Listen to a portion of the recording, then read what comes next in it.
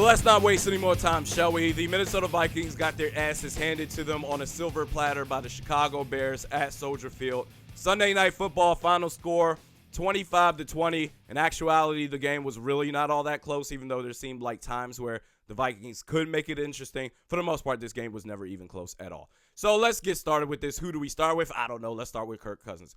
Kirk Cousins, I've been a big advocate of this guy going back into the offseason, saying we need to sign this dude. He needs to be our future quarterback, and I still stand by that. And for the most part, let me just get this out the way. For the most part, this dude has been good all season long for the most part. The only reason we didn't lose to the Green Bay Packers and ended up tying in week 2 was because of Kirk Cousins leading the comeback. The only reason we only lost to the LA Rams by 1 possession was because of Kirk Cousins. Kirk Cousins is a baller, but that does not excuse him from that garbage that we saw last night. Kirk Cousins was the second coming of Christian Ponder last night. I swear I thought I saw numbers. Well, I think Christian Ponder was number 7. I had flashbacks of Christian Ponder through my eyes. It was ridiculous. This dude was underthrowing receivers, overthrowing receivers, throwing in traffic. This dude, he at one point, he had one of his passes batted, not even batted, bounce off the shoulder or the helmet of a defensive lineman, nearly got picked off. I'm surprised that this dude didn't get picked off at least 3 times. He only got picked off. Well, he got picked off twice yesterday. Should have gotten at least 3 picks yesterday. This dude was terrible. There is no excuses for him. Once that first possession happened, where they 3rd and inches, they handed the ball off instead of doing a quarterback sneak. It's like everything just fell apart after that. This team can overcome no adversity whatsoever. I'm not sitting here saying that Kirk Cousins, and people talk about, well, Kirk Cousins, he's never going to be the guy. A waste of $84 million. We should have stuck with Case Keenum. Have you seen Case Keenum play this year? Have you seen him play? He's been terrible. He has not been what he was last year for the Denver Broncos this year. But look, Kirk Cousins, he was terrible yesterday. The Buffalo game, you can say he was terrible. Maybe one more game, maybe the Saints even. But outside of that, I think he's been really, really good this year. I'm not going to sit here and throw in the towel and say, Kirk Cousins, he needs to go. That was a waste of a 3-year, $84 million contract. I'm not going to say that. I still think he's very good. But last night, he was absolutely putrid. Now, let's get into a couple of other things, shall we? The offensive line. The one thing that I said was Khalil Mack. You have to try to do what you can to slow down Khalil Mack. Okay, you have to deal with this dude twice a year now in the NFC North. I hated that John Gruden traded him to the Chicago Bears, or in fact, any team of that matter, to the NFC North in this division, but they did it. You have to deal with it. You had 2 weeks to prepare for Khalil Mack. And there's something about this team when they need to prepare, when they have a long time, a nice length of time to prepare. You had all offseason to get your defense right after getting slashed in the playoffs. You started out soft. Your defense has come on as of late, but for the first, month, maybe 5 weeks of the season, your defense was soft. As of lately, it's been pretty good. And actually, they were, for the most part, pretty good yesterday. They gave up a couple of stupid plays, but they also made a couple of plays as well on defense. And I'm going to talk about that in a little bit. My gripe with this defense is they have no control. Mike Zimmer, you're supposed to be a disciplinarian. That was not the case last night. And quite frankly, for most of your head coaching career. But getting back to this, and then going back to this game, we talked about how you had all off season to prepare your defense. You had 2 weeks. You had 2 weeks after the bye, including the bye week. You had 2 weeks to prepare for this Chicago Bears team, and you couldn't do it. You sat there. You looked like you played in the National Football League for the first time in your lives. This offensive line. Khalil Mack basically did whatever the hell he wanted. Khalil Mack finished with, let's bring up the stats here. Khalil Mack, he forced a fumble on Dalvin Cook. That was fun. I wasn't even panicking on that because I thought the defense recovered well after that. Anthony Harris, he got an interception right after that Dalvin Cook fumble. In fact, he ended up with 2 interceptions. That may be the one bright spot you could talk about as far as this game. We have our replacement for Andrew Sendeo. His name is Anthony Harris. What are we looking at? We are looking at Khalil Mack.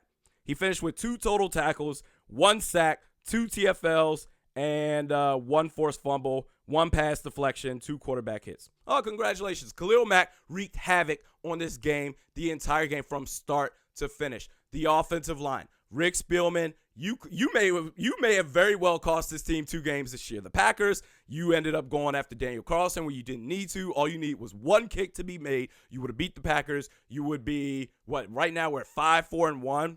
So at the very least, the very worst case, you could be 6-4 right now, okay? Now, as far as this game is concerned, why you may have cost this team this game, the offensive line. You sat there. You knew damn well that this offensive line needed to be beefed up after improving it dramatically in 2017 compared to 2016.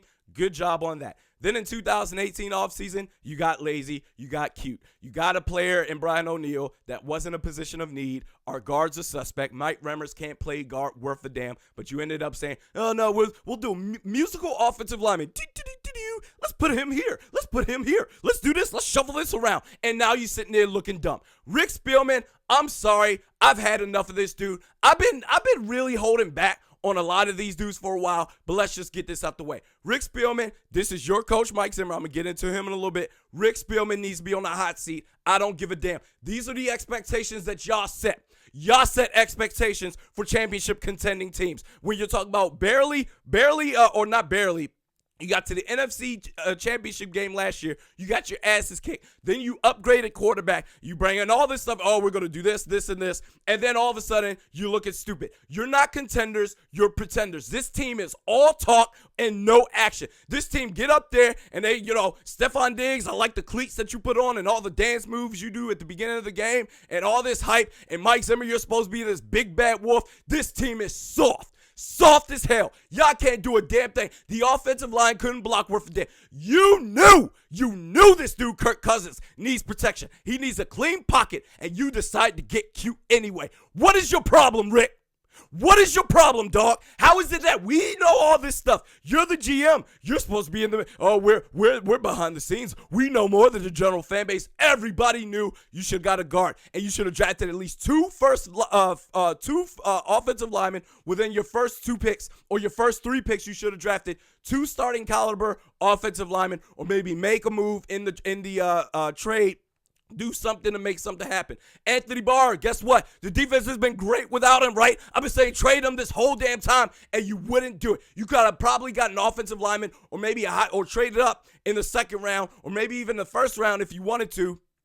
Maybe Anthony Barr and let's say, I don't know, a 3rd round pick this or last year to maybe move up into the first round or jump up in the first round with your second round. But I don't do something. That way you can have 2 first round picks in last year's draft, and you didn't do it. Now you can't trade him. You can't trade him worth a damn. You're either going to sign him to you're either going to extend his contract, re-sign him, which would be stupid because his defense has been fine without him, or you're going to let him walk for nothing, which is what I've been saying you shouldn't do at all. You shouldn't let look, other teams, they may think he's valuable. He's not. He's an okay player. He's not Khalil Mack, even though everyone thinks he is. You could have traded him to maybe get an offensive lineman to add to this group, and you didn't do it. You decided to get extra cute like you always do. Mike Hughes, let's go to Mike Zimmer for a little bit, right? And people say, I talk about a little Mike Zimmer. Hey, the defense for the most part was really, really good yesterday. But as far as Mike Zimmer trying to be a disciplinarian, he is not. He is all talk. That last possession that the Chicago Bears had, the last possession as far as the scoring possession before they knelt the ball down, you gave up a 3rd down conversion for a 1st down on 3rd and 8.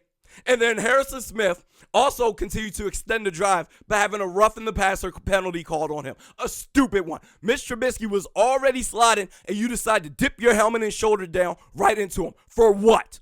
You're supposed to be disciplined, right? Eric Kendricks, you had that call where you hit the dude out of bounds. He was already going out of bounds, and you hit him anyway? What's the matter with this team, Mike Zimmer? Why can't your team sit there and play tough like they're supposed to do? If you're getting beat, why do they get soft? If they get beat, all of a sudden they can't control themselves. They got to resort to cheap shots. Y'all can't just play within the rules of the game. Man, whatever, man. And well, the defense was good. The defense was actually not bad yesterday. It was actually not bad. But I'm sorry. Every time I call Mike Zimmer, hey, people on Twitter and people on Facebook, even SK came after me, well, the defense was good. What else can the defense do? That's what he said to me. It's not that Mike Zimmer is a defensive coordinator. He is the head coach. The head coach. This whole team, all 53 men on the roster, is him. Everybody else, every head coach, every other head coach in the league. And we do the same thing with them. Well, not the same thing. We do a different thing with them where we hold them accountable. This is your team. You're not a defensive coordinator. You're a head coach. And your team is crap right now. And everybody that wants to come after me is like, oh, well, hey, what? After they beat the Lions, well, what do you got to say about Mike Zimmer now? They beat the Lions. We are 12 weeks into the regular season, and this team has yet to beat a team over 500. They have yet to beat a team with a winning record. Super Bowl contenders? We talking about Super Bowl contenders? Man, shut the hell up. This team is fraud. They are frauds. They are fake. They're phony. They're all talk, no action. Mike Zimmer is all lip service. You are a fine defensive coordinator. He is not the head coach for this team. If you want to win a championship, he is not the head coach for this team. Straight up.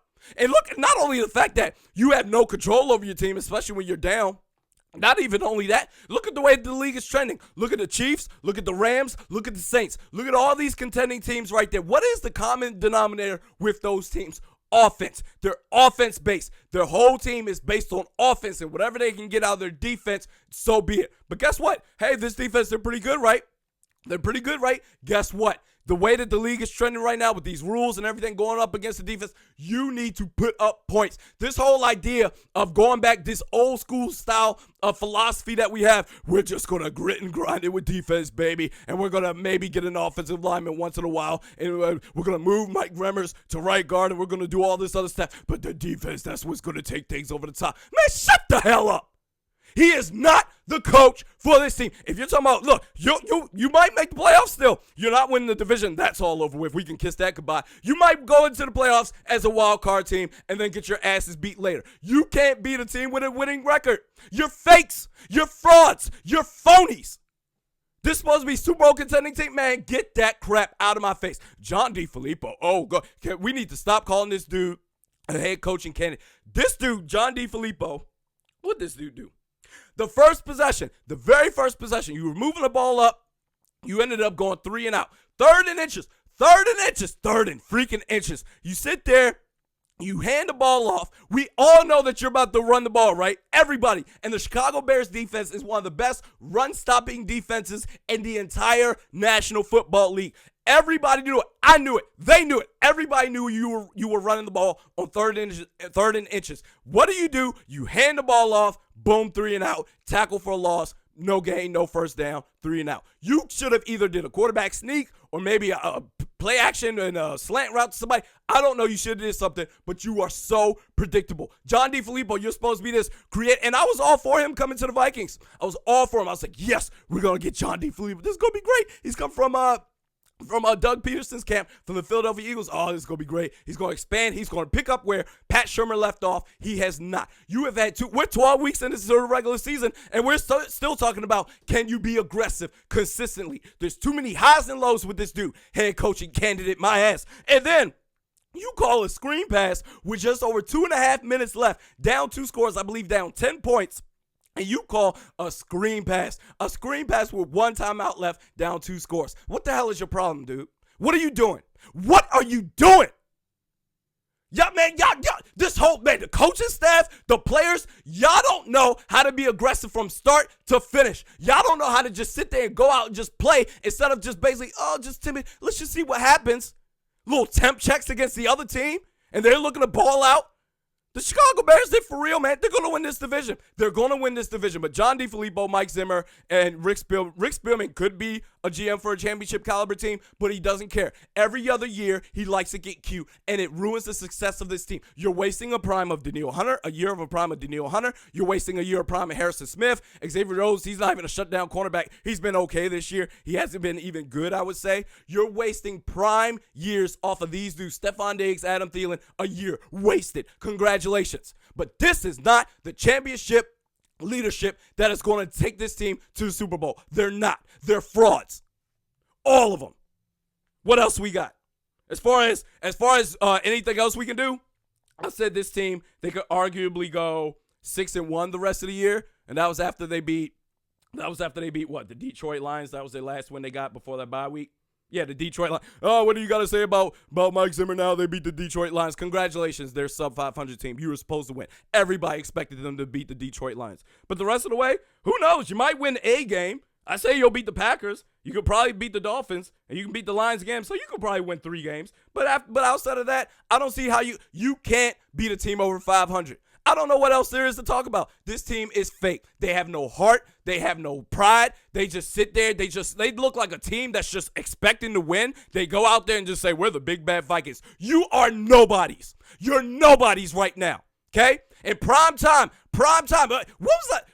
Is this team even over 500 since on primetime games? Since Mike Zimmer took office? Since he took notes? Since he took head coach of this team?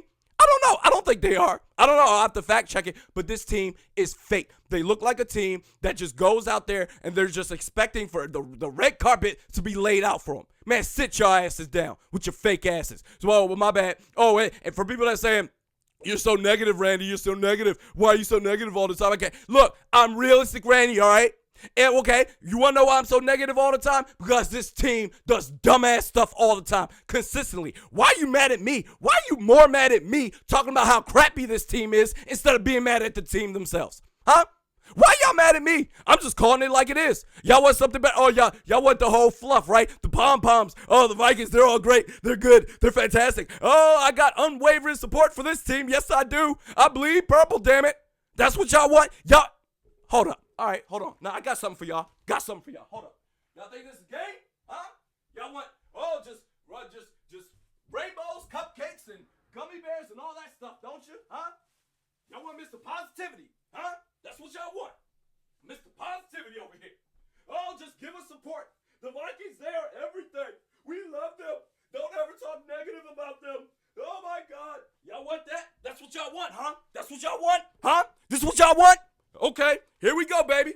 Oh, yeah. Oh, this is real. Hey, guys, guess what? Thanks for checking out Realistic Randy, the Mediokr Best Podcast. Hey, this Vikings team, they barely lost to the Chicago Bears yesterday. It's okay. Let's talk about some highlights that will make them improve upon the rest of the season. They can still win this division. You never know. You just got to have faith. This team has been in this league.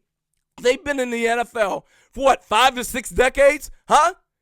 That's 5 or 6 decades worth of hope that you've been dishing out to this team. How's that worked out for you, huh? Man, get this crap out of my face. Anyway, we do this twice a week.